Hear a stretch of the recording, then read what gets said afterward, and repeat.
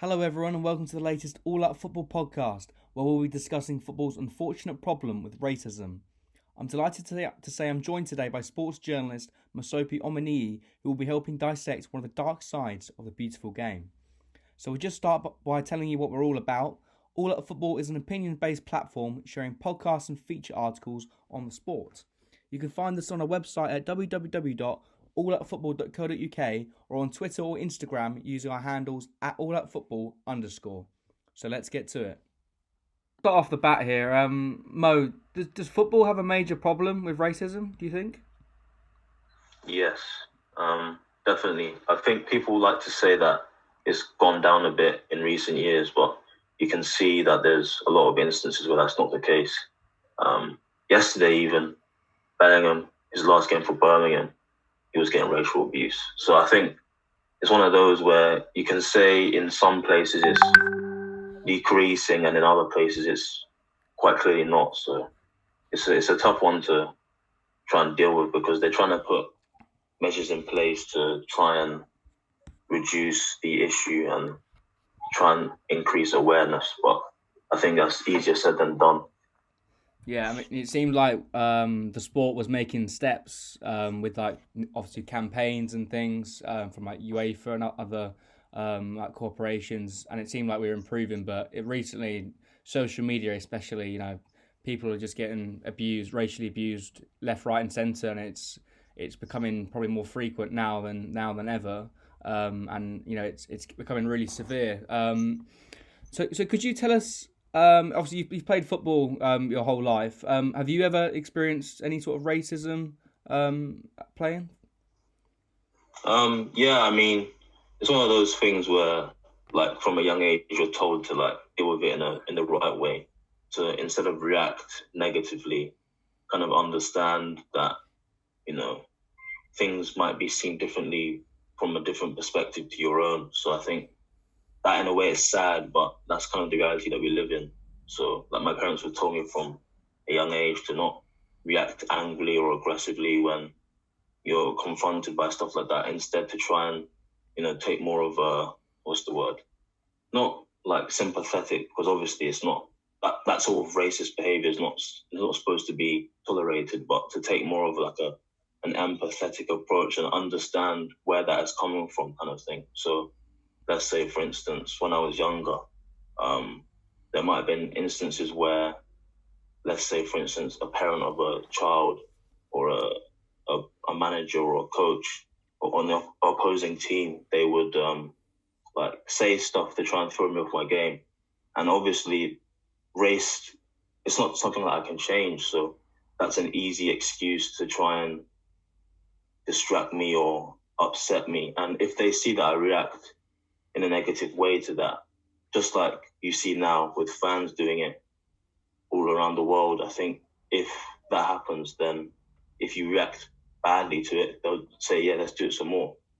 So I think, especially when I was younger, you kind of saw it more with the older generation. But now I think it's, the younger generation as well, because they learn that behavior from a young age.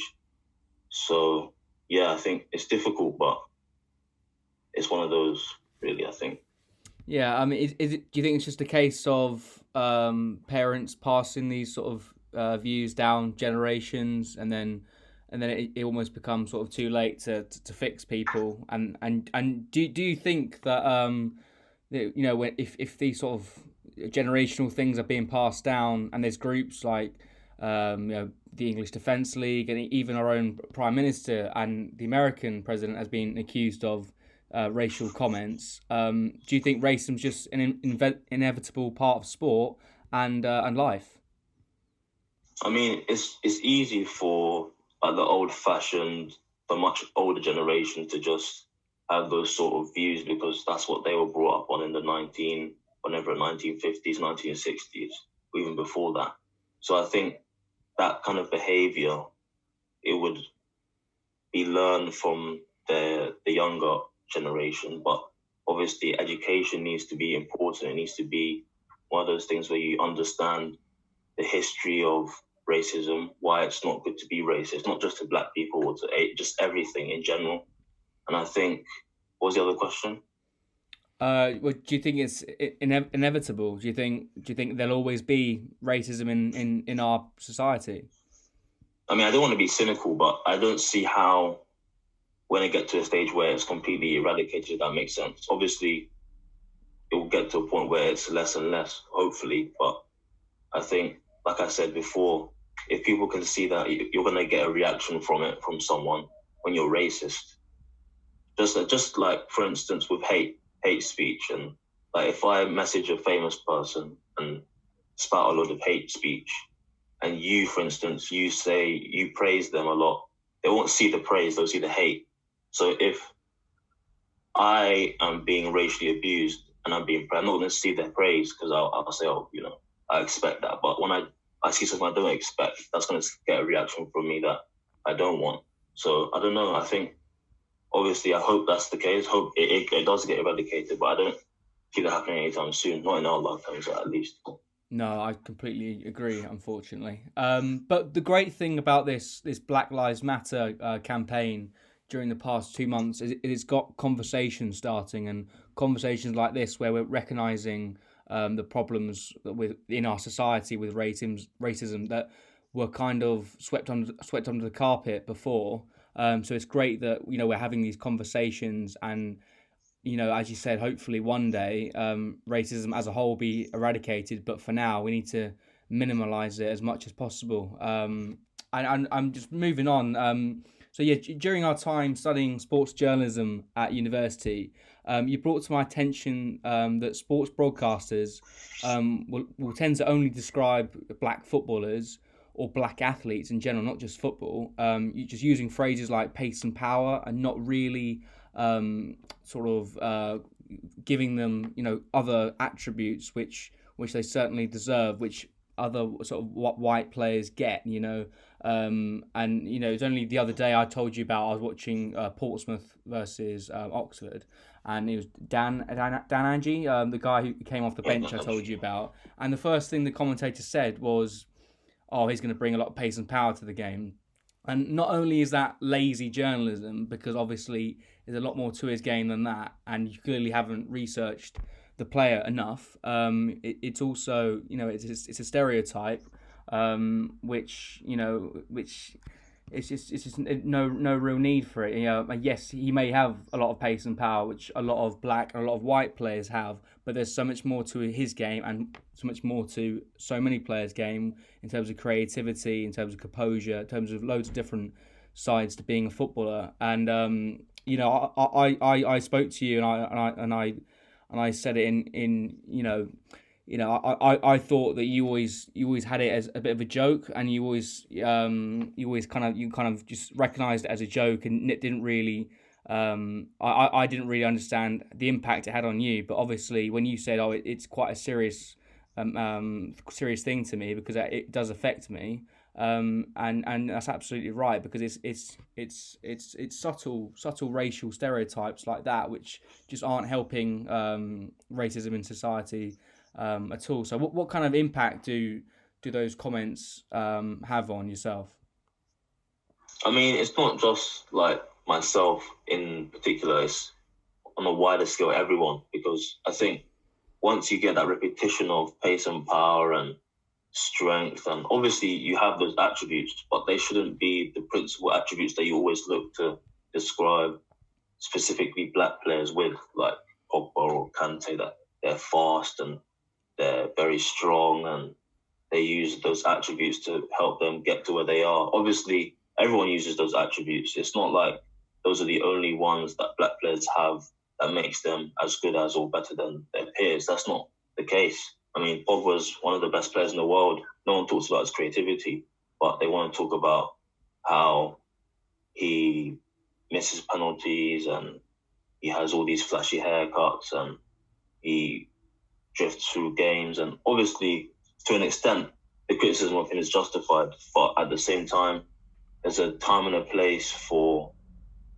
describing players in a way that helps people understand how they are, where they are, and pace and power, and like I said, strength, and all of these things. They just don't help. They make it a type of behavior that everyone kind of says, "Oh, that's why he's good," or why don't you use that same methodology with white players, for instance? Because I don't hear anyone talk about De Bruyne's pace and power. Obviously, he's not the quickest, but that's just an example. He's probably the best player in the Premier League. No one uses those attributes to describe any white players. I think, if I'm not mistaken, that's just how it is, and it's been like that for a long time.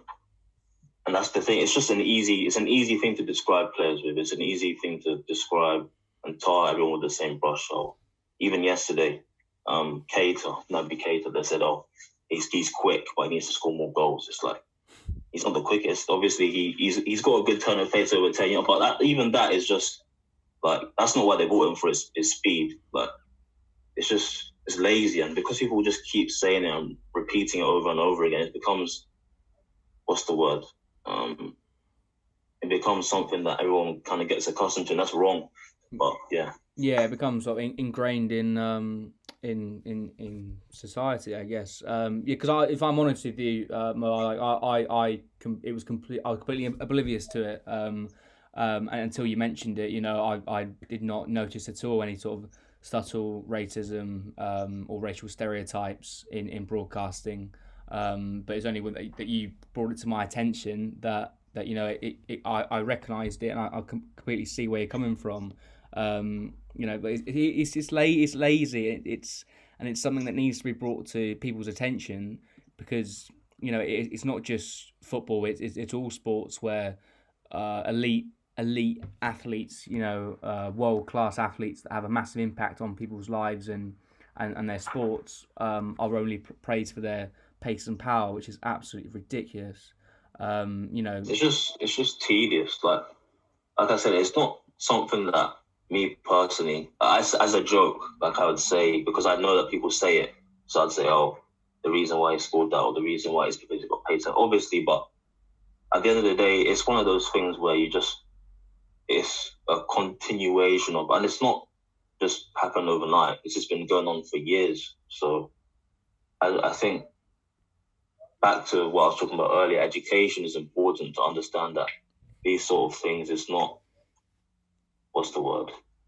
It's not like an easy out for people to just describe someone in that manner, because that's just not accurate in most cases. And yeah, I think if you're going to compare or if you're going to describe players in that way, then why can't you describe everyone that way? In recent years, there's been more black pundits on our screen. Has this helped football's problem with racism? I mean, yes and no. I think it's a double-edged sword. You look at guys like Jermaine Genius, Ian Wright, that have kind of quietly, but over the last few years, they've kind of asserted their kind of like presence onto our screens, if you will.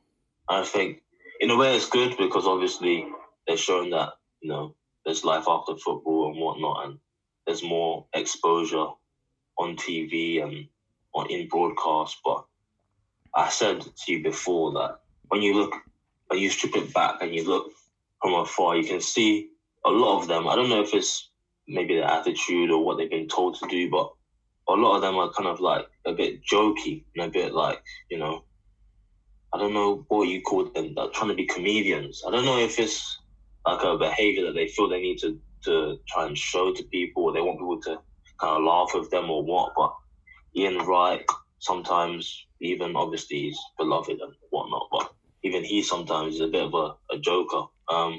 Chris Kamara, who else you got? Patrice Evra. There's so many. Patrice Evra, like, just finished playing and he thinks he's a joker. He's not a joker, but he thinks he is. You got Patrice Evra. There's so many of them, and like when one of them wants to do something different, I think it's seen as a bit, I don't know, a bit weird or a bit off-brand. It's treated with a different sort of level of, okay, what's he kind of doing here? As opposed to when you're laughing and joking with them, like Michael Richards, for instance. Obviously, he's doing BBC now as well, and a bit with Sky. I saw a news report earlier this year that Jermaine Genius he could be taking over Lineker's job and Match of the Day in the next 2 years. And all I saw was absolute outrage I was thinking, why is that? Like, he's trying to establish himself. He's got a good thing going with BBC Radio 5 Live. He's co-presented there, I think. Has a podcast. It's going well. He's getting his experience. I don't know if he wants to do anything else, if he's happy with that as it is, but why is it that as soon as he wants to get a bit further in what he's doing, as soon as he wants to try and like establish himself as like a lead or as some sort of, obviously it's personal taste. Like a lot of people don't like him. They say he's, got that Spurs bias and whatnot, but I don't know if it's him or if it's just a wider issue, because the same thing with other guys. I mean, you look at Rio Ferdinand, you look at what's the guy's name, Garth Krupp. So they all do one specific thing. Like Ferdinand, you attribute him with Champions League nights. Garth Krupp does that Team of the Week thing with BBC. Yeah. And you kind of like, you think, is that all they can do? Like, can they not do anything else? Can they not? I think I saw last year when Man United were struggling a bit under Solskjaer, there was a lot of rumours that Ferdinand would be going back to do like a sporting director or like the sort of thing that Czech does at Chelsea. And it's like, obviously, if you're happy doing punditry, that's fine. I'm not begrudging you for doing that. But you look at other guys. You look at John Terry. You look at Phil Neville. You look at, to a lesser extent, obviously, what Thierry Henry's done. He was at Sky for 4 years, and now he's gone to the MLS. He went to Monaco, it didn't work. He's gone to the MLS like Vieira. And you look at them and you think, well, why can't you do that? Why can't you kind of either get to a better place or move on and branch out? I mean, John Terry did punditry for a little bit, and now he's in the running to be the next Watford manager. Like, he's assistant head coach at Aston. Like, there's a set amount of time to do things, and when you get too comfortable, that's when you need to leave, I think. So, I don't know. It's one of those things. It's difficult to say, but yeah. I mean, there's obviously a serious issue when John Terry, who not only is a racist himself, and that's proven with his abuse to Anton Ferdinand all those years ago. The fact that he can now get a managerial role, and say a black manager can't, is clearly quite worrying. But that obviously begs the question whether maybe that the easy route is punditry. Training to be a pundit, I'm sure is a lot less strenuous than training to be a top flight manager. And maybe it is the easy option. Hopefully, we'll see more of those guys you mentioned going into managerial roles. But I mean, you just have to look at Gary Neville for that one. So it's one of those. Yeah, there's certainly not a correlation. Graham Souness as well. Graham Souness is quite a highly regarded pundit, but was a terrible manager. Yeah. So there's quite a few examples of that. So maybe the likes of Patrice Evra or Mitchell Richards or whoever, who in my opinion aren't the best pundits. Maybe they could be great managers. Who knows? But I think not just necessarily a manager, but just like do some sort of a role in a club or an organizer. Just, I don't know. I think just doing punditry and sticking with that, I think it's boring. But obviously, I don't know if Evra's doing his coaching badges or he's done them. I'm not sure if. But like, you see Ashley Cole's doing the same thing with Sky Sports now. I think he's doing his badges.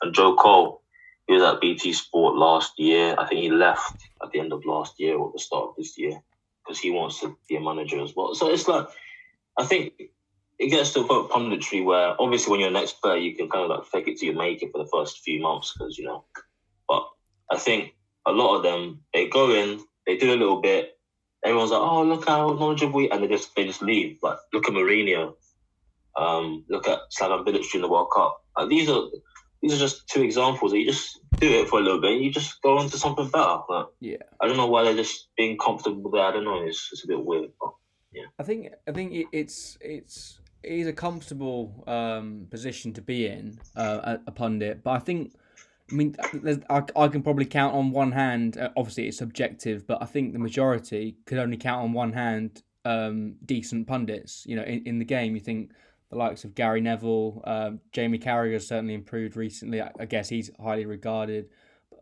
Bar that, there's not many others. And I think if a lot of like these black players that have retired go into that industry where they can pretty much walk into a job, decent salary, and it's enjoyable. But then you're also going to be open to a lot of criticism because the British public, they're very very opinionated, especially as football fans, and maybe like Michael Owen, like now Michael Owen had an unbelievable career for England, Liverpool, Manchester United, whatever. And maybe his reputation's been tarnished by his punditry, which hasn't been great at all. And it's become a bit of a meme, actually, a bit of a joke. And I think that maybe his reputation's been tarnished by becoming a pundit, and maybe these black retirees need to move on to those coaching roles or director roles or whatever, as you suggested, rather than go into the easy route, which the easy route can actually cause more problems than it's worth. Yeah, I mean, like you've seen the clips of like Sol Campbell and guys that just make like silly mistakes or like things that you'd expect they wouldn't make. They'd make, and then someone will just take a clip and go, look at this guy, doesn't know anything, but he wants to get a top job. Like those sort of things, they just don't help you. Like, there's so much scope for a mistake. You're live on air for 3, 4, 5 hours. Like even me now with you, I'm struggling. We've been going at it for like an hour, if that. And I'm struggling. How can they do it every week for like 4 or 5 hours and just like, no. Yeah. There's so much that can go wrong. And I don't know. I don't know how it can...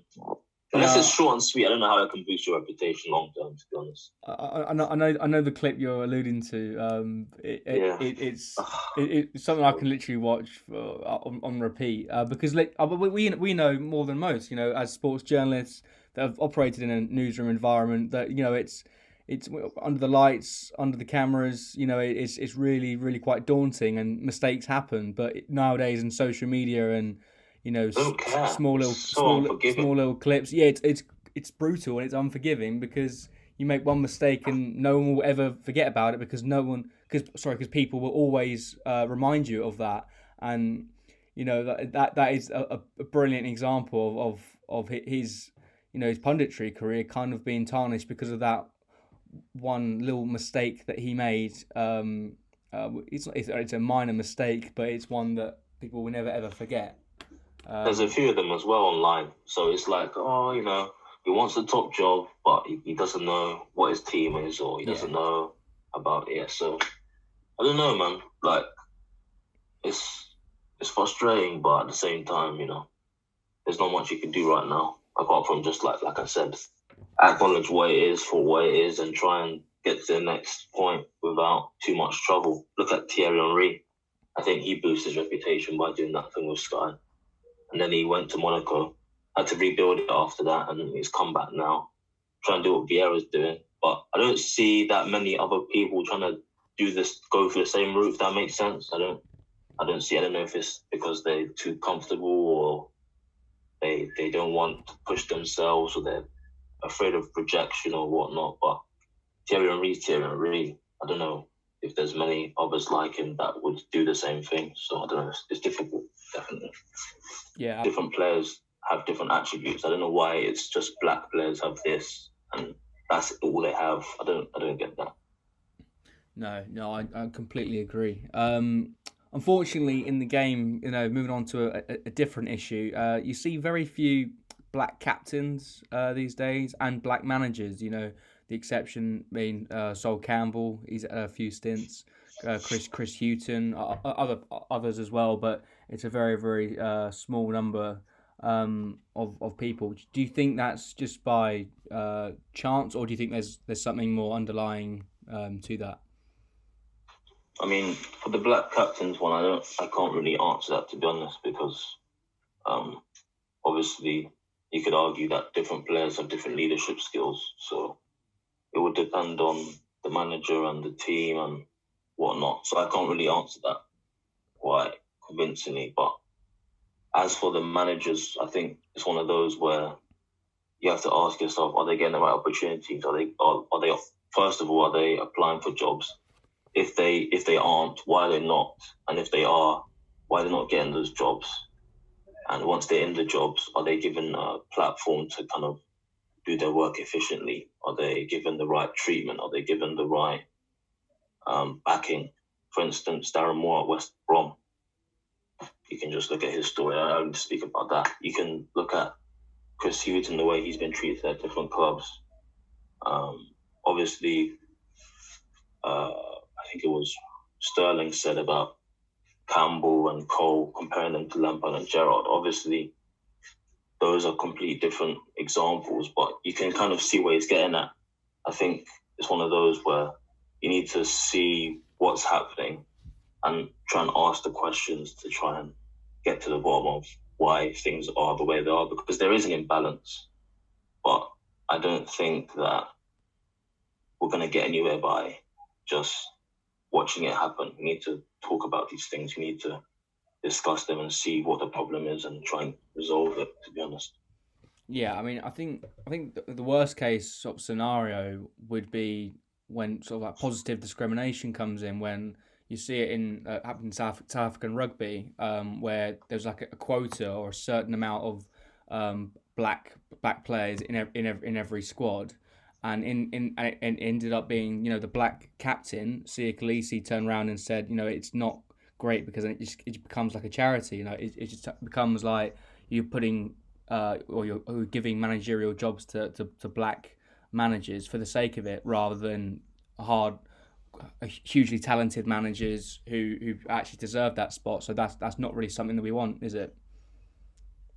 Yeah, I mean, obviously you don't want it to be the other way around where it's like, oh, well, it's just we have to have all black managers. No one's saying that. I think it's important to have equal opportunities for all, not to have one raised more than the other. So I think the sooner that people understand that is what needs to happen, the better, to be honest, because I'm not advocating for every white manager in the Premier League to lose their job so black people can just take it. I'm not saying that, but I'm saying that there needs to be a clear, just like, for example, just for women, female managers. Emma Hayes at Chelsea, she was in the running for the job before Frank Lampard got it last summer. There needs to be a clear opportunity for them to get those jobs if they apply for them, to know that they're not going to be shunned or just dismissed because, oh, well, you don't have experience. Because Gerrard didn't have experience. They had their coaching badges, but that's all they had. And look where they are now. Imagine two of the biggest clubs in the world. So, and it's been how many years since they retired? 4, 5? Not many, yeah. Sol Campbell's been retired long before they were. And if you go on the internet, you can see he's been talking about management for a while. But I think he's just one example. There's a lot of different examples of players or ex-players and coaches that feel like they can't get the jobs that they want to because maybe they're too ambitious, or maybe their personality doesn't mesh well with. That's wrong. Like, you should go, if you feel like you deserve the job, you should go for it. Whether or not you think, or people might say, oh, this is wrong, or this is, no, just, I don't understand why this is happening. This should be, like I said, equal opportunities for all. It shouldn't be one is higher than the other. So, yeah. No, absolutely, well said. Yeah, I mean, the whole racism in football thing, it just doesn't make sense, or in sport in general. I mean, you can't, I mean, you shouldn't be a racist anyway, but you can't be a racist if you're a sports fan, surely. Look at other sports, Formula One, Lewis Hamilton, perfect example. He's arguably the greatest Formula One driver of all time. And is a black man thriving in what is a white upper class sport. In rugby, I know you're a huge fan of Maro Itoje. He's probably the best second row player in the world. And there's others like Jonathan Joseph, and countless more. Cricket, you've got Jofra Archer, who bowled the super over in England's famous win against New Zealand in the World Cup last year. Boxing, I mean, there's countless black British boxers. Anthony Joshua, Lennox Lewis, Johnny Nelson. There's so many more. Tennis. Arguably, the greatest women's player of all time, Serena Williams, is a black lady, and her sister Venus Williams, I'm sure, isn't far behind. So, I mean, the perfect scenario in football, which kind of sums up the stupidity of racism, is I think Chelsea fans. I mean, I can't remember the year it was, but anyway, Didier Drogba scored the header against Bayern Munich in the Champions League final, last minute header, and then went on to score the winning penalty in the shootout, which was literally Chelsea Football Club's greatest ever achievement, their greatest night in their history, and it was thanks to Didier Drogba. Only a few years later, Raheem Sterling is bundled into the crowd and is racially abused in the front row by two Chelsea fans. And this is just it's stupid. It's hypocritical. It's double standards that I'm sure those two people, and there's probably a lot more, hold Didier Drogba as a legend, as an icon, but then they look at Raheem Sterling and they use his race as an excuse to criticise him, which is absolutely disgusting. But why do you think fans of multiple sports have these views when they appear so hypocritical? I mean, the Chelsea one, I thought you were going to talk about the man on the train for the PSG game. Oh yeah, I mean, there's countless examples. Yeah, exactly. I thought that was what you were going to talk about, but I think in that regard, I think, like I said before, it's easy. Whether or not you like to admit it, people will continue that behaviour if they see that, one, they won't get punished for it. In most cases, they don't. And two, people around them aren't questioning their behaviour. They're not questioning why they're saying those kind of things. Like the Tottenham-Chelsea game when Rudiger said he was racially abused. Did they arrest anyone? Did they charge anyone? Like this sort of behaviour, because even like hostile places like football grounds, whether or not you want to admit it, that sometimes it can get very hostile. It can get very, I think people want to say, oh, I want to bring my family to the game. Especially games like Tottenham-Chelsea, I wouldn't. But I think it's one of those where that behaviour is so easy to you can just say what you want. It's a throwaway line, or you can say, that's what I felt happened with Sterling. I'm not saying that it's right. It's easy for them to say that. And I think if that gets a rise out of you, then that's my job done. If I'm a racist and I say something racist and you react badly and you play poorly as a result, then I've done my job. And I think that's what people take into account more than anything. So obviously, if you have, let's say, even in Man City's case, some of their best players are black. Some of their best players of all time are black. Yaya Torres, I spoke about. Sterling's one of their best players now. There's countless players. Company. There's so many. And when you know that you have black players in your team and they're good, you don't want to talk about that. You want to talk about other opposition's players. I think that, in a sense, they don't really care about the hypocrisy. I think it's just in that moment, how can I rile them up? And that's the easiest thing they see, because it works in some cases. So yeah. No, I think you're absolutely right. I think, especially when you said about the hostile environment that football brings, I mean, in those sports that I mentioned before, there's nowhere near the passion or the sort of tribalism that football brings. And I think in the heat of the moment, which what happened with Sterling, and I've myself have seen it countless times when I've been at a football match or watching a match with people, and they'll jump to someone's race as an insult because they want someone that player has annoyed them. They've maybe done a foul or something, or scored a goal against them, and you know that's riled you up. And the first thing that some people think of is okay, I'm going to insult them. I'm going to use their race as an insult to them. They're going to call them something horrible, and at heat of the moment, I don't think they realise what they're saying until afterwards. Yeah, I think with tennis obviously is quiet during points, so there's not really like an opportunity for you to just say and it's an individual sport.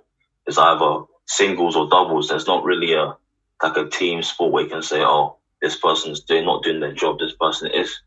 So tennis in that regard is that way. I mean, rugby, you said. Um, I guess sometimes, like I see it at international games, maybe there's a bit of hostility between countries, but unless you're sitting quite close, they won't hear you. Not saying that it's not a right thing to say or not the right thing to do, but it's one of those where I think, especially in football, is quite a lot of these incidents.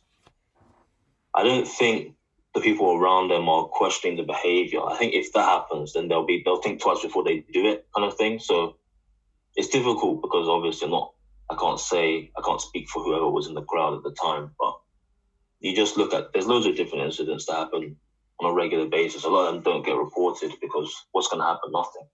So obviously it's sad, but at the same time, like I said before, I just need to keep hammering home the point of education. It's so important here because unless you question the behavior, then nothing's going to get done to fix the problem. And like I said before, me saying a racist slur or me being racist to someone, a football player, because I'm upset with them or I'm upset with how they've played or they've done something wrong in my eyes, I can just say it quickly, a throwaway, and that's it. There's no ramification for me. As far as I'm concerned, I'm getting in their head. I'm upsetting them. And it happens a lot. Even in the lower leagues, lower down, the pyramid from Premier League down, League Championship, League One, League Two, those pitches are quite close to the fans. So you can kind of, especially if you're sitting anywhere near, like I don't even if I'm in the press box, I can hear it a lot. So I think it's one of those, unless it's like a group of people in that area that say like, no, this is wrong. Why have you said that? And try and like shame them into understanding that behavior is not right. Then I don't think we're going to get to a position where that stops because, like I said, it's easy. It's easy for me to do. And if there's a 10% chance of me being punished for it, I'm going to just keep saying it and keep doing that because I know that's going to rile people up. No, unfortunately, that's it. Exactly. So, I mean, say if you're at an event, a sporting event, can be any event that has to be sport, and you hear a racial slur, obviously that's gonna anger you as it would anger myself as well. Would the advice you'd give was kind of turn to them and sort of shame them, or because the easy option is to throw a blind eye at it and carry on, pretend you never heard it, which I think is what the majority would do. But do you think people need to sort of turn around and be like, what are you doing? Like, come on, grow up. Yeah, Get with the times. I think in years gone by, it's been one of those things where you could just say, oh, especially if we're all upset or we're all in a group and we're all angry, then if someone's being racist, I'll just, it's easy to ignore kind of thing because it will just happen in that instant and then it's over. But if it's a continued thing, like first of all, you should question them, like, why do you think that pointing out this person's race or their ethnicity or this, why do you think that that's important? That's the first thing that comes to your head. Like, that in itself is worrying. Like, you couldn't have said anything about their ability or anything about what they've done in the game. You want to talk about something that they can't change. Like, the performance, they can change that. Their race, their ethnicity, their background, they can't change any of that. So I don't understand why that is the first thing you go to. Oh, he's black, so let me call him this. Like, no, that's just wrong. So I think if you come at it from that angle, then maybe they would think twice before they say it, and maybe they kind of understand, okay, that's not the right thing to say, and try and adapt the way they insult or the way they criticize players. Because I think a lot of people will just say, oh, well, he's upset, and we just leave him alone. Because I think it's either that or they don't want to have confrontation. Because if I'm angry and I'm saying something you don't want to hear, and you want me to stop, you're not going to say, oh, please stop. You're going to be a bit upset as well. to try and hammer home the point that no, this is wrong. You need to be stern. And if you're stern and I'm angry, and we then have like a confrontation, it's not going to solve anything. It's going to make it worse. So I think it's difficult, to be honest. But I think, like I said, I'm going to keep hammering it home. Education is the most important thing. And if that means that questioning the behavior as soon as it happens in the ground, or asking them questions about why they felt that was a need to speak the way they spoke, to abuse the way they abuse, I think that needs to happen, to be honest. So, yeah, I think people need to be stronger and take initiative when these things happen. Because I've seen it happen a lot, but they just say, oh, well, or they just pretend like they didn't hear it. Either that or you report it, I think. But then again, reporting, they'll say, oh, well, what are the police going to do? Yeah. So I don't know, it's difficult, but yeah. No, thank you for that, Mo. Thank you for your time and discussing what is a very difficult topic that is to be discussed, but a topic that needs to be discussed, especially in the current society that we live in. But no, thank you for your time, Mo, and I'm sure we'll see you back on the channel very soon. Cheers, though. Thanks. Thank you.